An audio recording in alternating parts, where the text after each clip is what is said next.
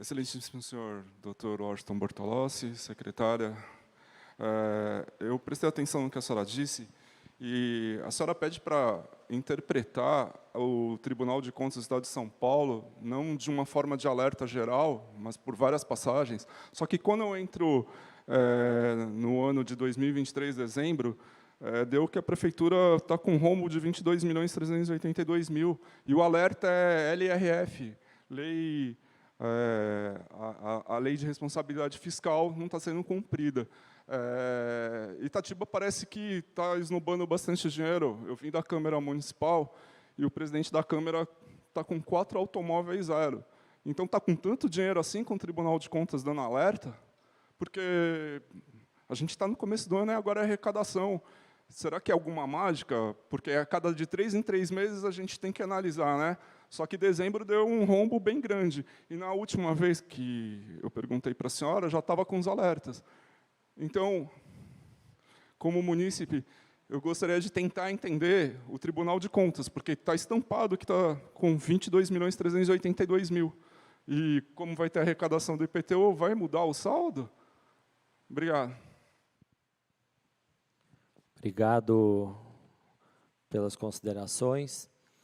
Até vou endossando essa mesma pergunta feita pelo Dr. Marcelo, porque a gente viu no final do ano bastante notícias que tratavam sobre isso, né?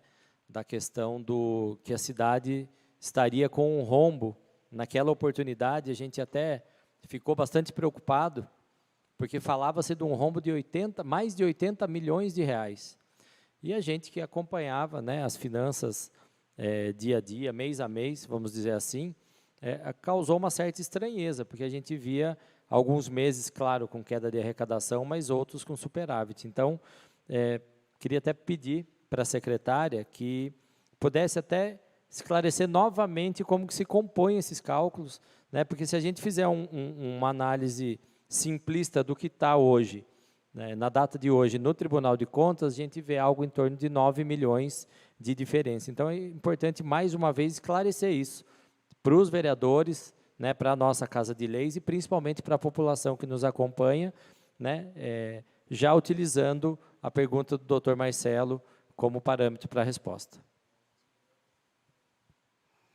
Primeiramente, muito obrigada, né, pela questão, pelas observações. Nós sempre pedimos para tomarem cuidado com algumas análises, né? Por quê? Porque ela requer outros itens que muitas vezes, né, a audiência de metas fiscais não exige. Então, realmente, se a gente olha o portal de 2023, por isso que eu, né, preferi ressaltar, ele vai trazer aqui todas as receitas que nós recebemos em 2023. Então, se vocês voltarem lá no quadro, né, de despesa fixada, então, por exemplo, para as receitas que estão no Tribunal de Contas, no portal, de 697 milhões aproximado, quanto que nós empenhamos em 2023? 665 milhões. Então, nós usamos esse repasse e fizemos esses empenhos. Por isso que nós aumentamos o quadro até com outra informação. Por quê? Nós fechamos o ano de 2022 com um superávit financeiro, não só de recursos próprios, quanto vinculados. Então, é natural que no outro ano, né, se gaste aquele valor. Então, foram empenhados 41 milhões e 500 aproximadamente de outros recursos. Ou seja, nós podemos realmente afirmar, né, estamos muito à disposição, principalmente os contadores que realizam esse trabalho, preenchem os quadros, é o dia a dia deles, né, de demonstrar tudo isso, trazer os saldos bancários, né, os empenhos realizados, as receitas e poder, né, demonstrar toda essa explicação. Então, realmente, nós podemos afirmar sim, por isso que, né, por favor, não façam a receita menos a despesa, que em 2023, vocês entraram no tribunal, esse é o fechamento. Né, e nós, né, se visualizar só ele, realmente dá a entender que nós teríamos fechado em déficit. Kátia, vamos pensar assim, se você tivesse fechado em déficit, né, a prefeitura, Você iria falar na audiência? Gente, é claro que eu iria falar na audiência. Essa audiência é uma audiência com dados e de transparência. Já aconteceu, Kátia, né? Vou falar Kátia, porque às vezes a pergunta vem direcionada a Kátia, né? Mas eu aqui represento a prefeitura. Você já viu isso? Já vi. E o que acontece? Nós já vimos fechar o quê? Com empenhos a pagar, sem saldo financeiro para arcar. E aí, o que acontece? O ano seguinte tem complicações, porque o que entrar naquele ano, que está na LOA previsto para outras despesas, vai ter que primeiro cobrir uns restos a pagar descoberto. Então, isso já aconteceu? Já. Seria atípico se eu falasse? Não seria atípico. A lei de responsabilidade fiscal pede, no final de cada ano, todo, né, restos a pagar, ou seja, tudo que você empenhou, que você tem despesa, precisaria ter saldo bancário para arcar. Então, nós estamos à disposição, são cálculos para serem demonstrados, né? Aqui eu estou falando de uma forma bem simplista, né? Com o objetivo realmente de responder, mas, né, por favor, fique à vontade de nos procurar, marcar, né, pessoalmente, que nós vamos atender da melhor forma possível.